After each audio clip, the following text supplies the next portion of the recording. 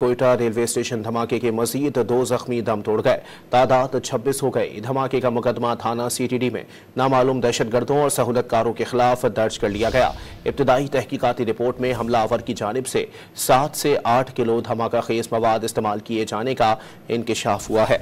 आपको बताएं कि कोयटा रेलवे स्टेशन पर खुदकुश धमाके का मुकदमा सीटीडी थाने में नामालूम दहशतगर्दों और सहूलतकारों के खिलाफ दर्ज कर लिया गया है। पुलिस के मुताबिक कि खुदकुश हमलावर ने मुसाफिरों के दरमियान पहुंचकर खुद को उड़ा लिया। खुदकुश हमलावर के आज़ा शनाख्त के लिए लाहौर फॉरेंसिक लैब भिजवाए जाएंगे।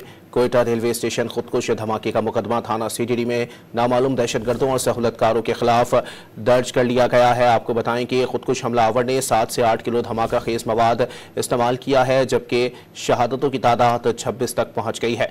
पुलिस का कहना है कि खुदकुश हमलावर ने मुसाफिरों के दरमियान पहुंचकर खुद को उड़ा लिया। खुदकुश हमलावर के आज़ा शनाख्त के लिए लाहौर फॉरेंसिक लैब भिजवाए गए हैं।